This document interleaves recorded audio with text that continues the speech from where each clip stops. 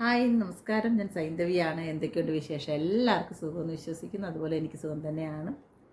അപ്പം ഞാൻ നിങ്ങളോട് പറഞ്ഞ രീതിക്ക് ഇന്ന് രണ്ടാമത്തെ വ്യക്തിനെ കുറിച്ചാണ് ഇന്ന് നിങ്ങളോട് ഞാൻ ഷെയർ ചെയ്യാനിരിക്കുന്നത്. എനിക്ക് തോന്നിയ കാര്യങ്ങളാണ് ഞാൻ പറയാൻ പോകുന്നത്. ഇന്ന് നമ്മുടെ മുന്നിലേക്ക് ഞാൻ ഷെയർ ചെയ്യാൻ വരുന്ന വ്യക്തിയുടെ പേര് അപ്പാനി ശരത്ത്. അതായത് അങ്കമാലി ഡയറീസ് എന്ന മൂവിയിലൂടെ ഒരു വില്ലൻ ക്യാരക്ടറായി നമ്മുടെ മുമ്പിലേക്ക് വന്നതും അതിനൊക്കെ ജിമിക്കി കമ്മൽ എന്ന ആ ഒരു പാട്ടിലൂടെ നമ്മുടെ മുമ്പിലേക്ക് എത്തിയ അപ്പാനി ശരത്ത്. അതിനുശേഷം പുള്ളി പടങ്ങൾ ചെയ്തിട്ടുണ്ടോ എന്ന് ചോദിച്ചാൽ എനിക്ക് ഡീറ്റെയിൽ ആയിട്ട് അതിനെക്കുറിച്ച് അറിയില്ല. അവിടെയുള്ള ഏത് സെലിബ്രിറ്റിയെക്കാട്ടിയും ഏറ്റവും കൂടുതൽ മുന്നിൽ നിൽക്കുന്ന ഒരു വ്യക്തിയാണ് അപ്പാനി ശരത്ത് തന്നെ പറയാം. പക്ഷേ പുള്ളി ഇന്നും നിൽക്കുന്നത് അപ്പാനി രവിയായിട്ട് തന്നെയാണ് ബിഗ് ബോസ് ഹൗസിൽ അല്ലെങ്കിൽ ബി ഹൗസിൽ നിൽക്കുന്നത്. കാരണം ആ ഒരു ക്യാരക്ടറിൽ നിന്ന് പുള്ളി ഇപ്പോഴും ഇറങ്ങി പുറത്ത് വന്നിട്ടില്ല എന്നാണ് പുള്ളിയുടെ പല രീതിയിലുള്ള പെരുമാറ്റത്തിലും അവിടെ നടക്കുന്ന എന്താ പറയുക സംസാരത്തിലായാലും വേറൊരാളെ കുറിച്ച് പറയുന്നില്ല, അവരെ വരട്ടുന്നതിലായാലും എല്ലാം ഞാൻ കാണുന്നത് അപ്പാനി രവിയെ തന്നെയാണ്. അത് പറയാതിരിക്കാൻ പറ്റത്തില്ല. കാരണം പുള്ളി ഒരു ട്രിവാൻഡ്രംകാരനാണ്, എല്ലാമാണ്. പക്ഷേ എല്ലാവരുടെ ഗെയിമിൻ്റെ ഇടയിലും പുള്ളിയുടെ ഒരു ഉപദേശം ഇല്ലെങ്കിൽ പുള്ളിയുടെ ഒരു കുരുക്കു പണികൾ നമ്മളെല്ലാവരും കണ്ടിട്ടുണ്ട് പല രീതിയിലും. പ്രത്യേകിച്ചൊരു 4-5 ആണുങ്ങളെല്ലാം കൂടെ അവരൊരു ഗ്യാങ്ങാണ്.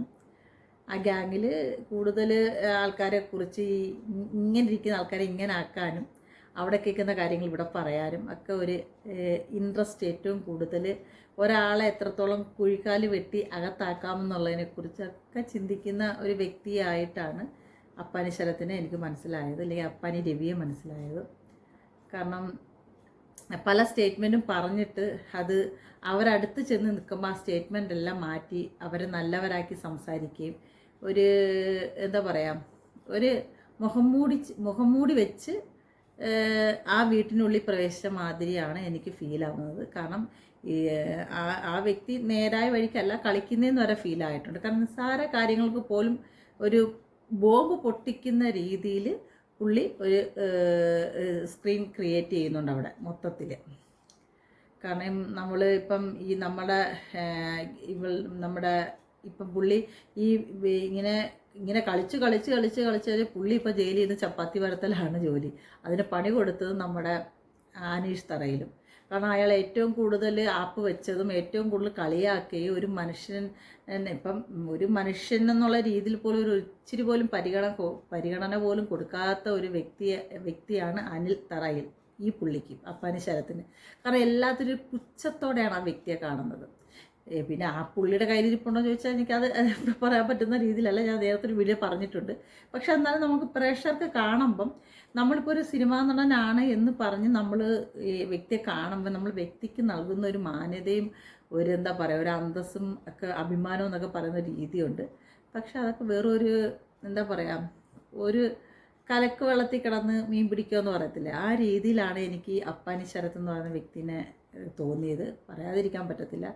കാരണം ഈ ഒരു ടാസ്ക് നടക്കുന്നതിന് മുമ്പ് നമ്മൾ പലയിടത്തും ഈ പുള്ളി കൂട്ടം കൂടി ഇരുന്ന് ഈ ടാസ്കിൽ ഈ പുള്ളിയോടൊപ്പം അകത്തായത് തന്നെയാണ് നമ്മുടെ കൂടെ തന്നെ അകത്തായ ഒരു വ്യക്തിയാണ് അനുമോള്. കാരണം നമ്മളെല്ലാവരും കണ്ടിട്ടുണ്ട് അവിടെ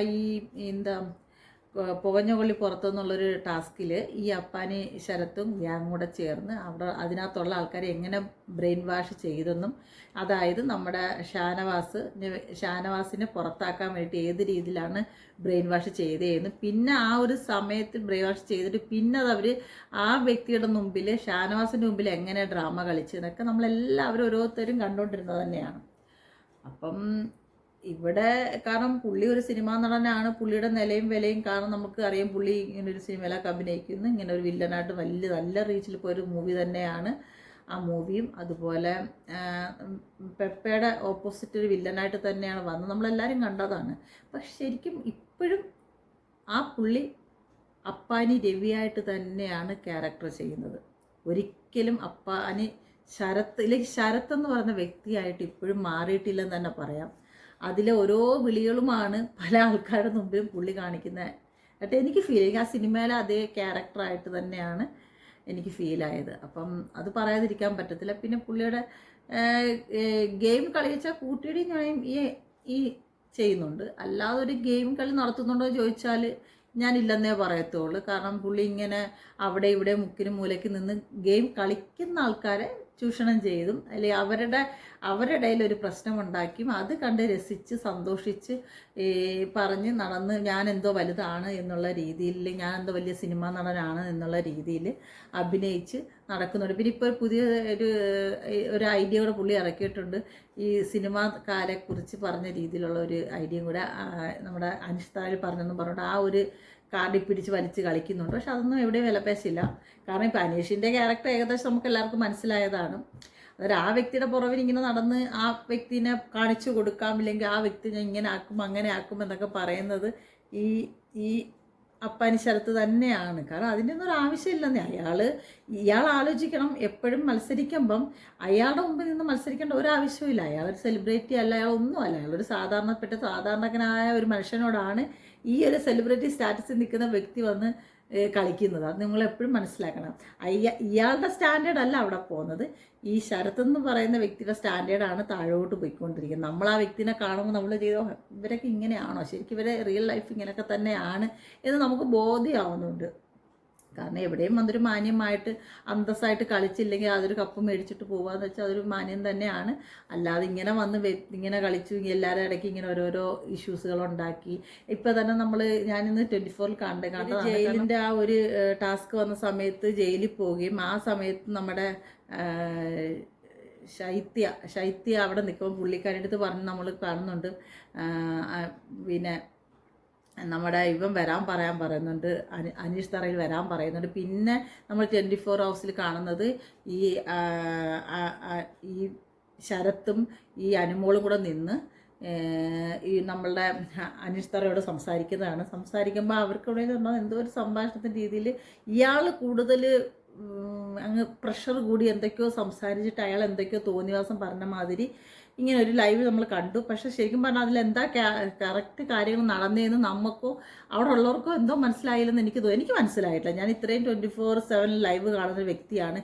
എന്താണ് അവിടെ നടന്നതെന്ന് എനിക്ക് പോലും മനസ്സിലായിട്ടില്ല. ഇന്നയാളെ പറഞ്ഞു വിട്ടതിട്ട് അയാളാണ് ഇവരെല്ലാവരും ഒരു മാനിപ്പുലേറ്റ് ചെയ്ത് കളിക്കുന്ന മാതിരി എനിക്ക് തോന്നിയത്.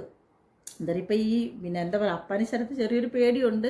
ഇനിയിപ്പോൾ ഈ പ്രൈസ് അടിച്ച് ഇങ്ങേര് കൊണ്ടുപോകുമെന്ന് ഒരു ചെറിയ പേടിയും ഭയവും ഉള്ളതായിട്ട് എനിക്ക് ഫീലായി. അതുകൊണ്ടാണ് ഇയാളെ ഇങ്ങനെ പുറത്താക്കണം, അല്ലെങ്കിൽ ഇയാൾ ചെയ്യുന്ന എല്ലാ കുറ്റങ്ങളും പറഞ്ഞു കൊടുക്കാൻ. ഇയാൾ പിന്നെ നമ്മുടെ ഷാനവാസിനോട് പറഞ്ഞ ഷാനവാസ് സീരിയൽ അഭിനയിക്കുക എന്ന് പറഞ്ഞ്, പക്ഷെ ശരിക്കും പറഞ്ഞാൽ ഷാനവാസ് അല്ല സീരിയൽ അഭിനയിക്കുന്നത്. ഈ അഭിനയിക്കുന്ന മൊത്തം ഈ അപ്പാനി ശരത്ത് എന്ന് പറയുന്ന വ്യക്തിയാണ് എനിക്ക് തോന്നിയത്. പുള്ളി തന്നെ ആ ക്യാരക്ടറായിട്ട്, രവി എന്നുള്ള ക്യാരക്ടറായിട്ട് പുള്ളി ബിഗ് ബോസ് ഹൗസിനകത്ത് കയറിയിരിക്കുന്നതും ആ രീതിയിലാണ് അവിടെ കളിച്ചുകൊണ്ടിരിക്കുന്നതാണ് എനിക്ക് ഫീൽ ചെയ്തത്. അപ്പോൾ ഇന്ന് എനിക്ക് പറയാനുള്ള ഇതാണ്, വരിക യഥാർത്ഥത്തിൽ നിന്ന് കളിക്കുക. കാരണം നമ്മളെന്താണോ നമ്മളായിട്ട് മാറി തന്നെ കളിക്കുക. അവിടെ ഒരു സെലിബ്രിറ്റി സ്റ്റാറ്റസോ കാര്യങ്ങളോ ഒന്നും നോക്കാതെ നമ്മളായിട്ട് തന്നെ നിന്ന് കളിച്ച് ആ പ്രൈസ് മേടിക്കാൻ നോക്കുക. അല്ലാതെ വേറുള്ളവരുടെ ഇടയ്ക്ക് കയറി നിന്ന് അവരെയും തമ്മിലടിപ്പിച്ച് അങ്ങോട്ടും ഇങ്ങോട്ടും കൊതിയും കൂട്ടിയടി ഞൊണയും എല്ലാം പറഞ്ഞ്, ഇല്ലെങ്കിൽ ഒരാളെ കുഴിക്കാല് വെട്ടുന്ന രീതി സംസാരിച്ച് അങ്ങനെ ഒരു പ്രൈസ് മേടിക്കാതെ ഒറ്റയ്ക്ക് നിന്ന് കളിച്ച് ജയിച്ച് മുന്നോട്ട് പോവുക. അതാണ് എനിക്ക് പറയാനുള്ളത്. അല്ല അപ്പാനി ശരത്തിനോട് പ്രത്യേകം പറയാനുള്ളത്, അപ്പാനി രവിയെ മാറ്റിയിട്ട് അപ്പാനി ശരത്തായിട്ട് തന്നെ നിന്ന് കളിക്ക്. അതേ എനിക്ക് പറയാനുള്ളൂ. നിങ്ങൾ ഒരു നല്ലൊരു നടനാണ്, ഒരു മഹാനായ നടനാന്നൊക്കെയാണ് എല്ലാവരും പറയുന്നത്. ഞാൻ നിങ്ങളുടെ ആ ഒരു മൂവി മാത്രമേ കണ്ടിട്ടുള്ളൂ. എനിക്ക് അതിനെക്കുറിച്ച് കൂടുതലൊന്നും എനിക്കറിയില്ല. പക്ഷേ നിങ്ങളെ കാണുന്ന ഒരു സമൂഹമുണ്ട്. നിങ്ങൾ അപ്പാനി ശരത്തെന്ന് പറയുമ്പോൾ നമ്മളൊക്കെ കാണുന്നില്ലെങ്കിൽ ഒരു നടനാണല്ലോ എന്ന്. പക്ഷെ അതിൻ്റെ ഒരു അന്തസ്സ് പോലും കീപ്പ് ചെയ്യാത്ത രീതിയിലാണ് നിങ്ങളവിടെ പെരുമാറുകയും കാണിച്ചു കൂട്ടുകയും ചെയ്യുന്നതായിട്ടാണ് എനിക്ക് ഫീലായത്. അതുകൊണ്ടാണ് ഞാൻ ഒരു വീഡിയോ ചെയ്തത്. അപ്പോൾ ഇന്നത്തെ വീഡിയോ അപ്പാനി ശരത്തിനെ കുറിച്ചായിരുന്നു. നിങ്ങൾക്ക് ഇഷ്ടപ്പെടുമെന്ന് ഞാൻ വിശ്വസിക്കുന്നു. ഞാൻ കാണുന്ന കാര്യങ്ങളാണ് അവിടെ പറയുന്നത് മൊത്തം. അപ്പോൾ അടുത്തൊരാളെക്കുറിച്ച് അടുത്തൊരു വീഡിയോ ആയിട്ട് ഉടനെ വരാം. Okay, bye bye, Tata.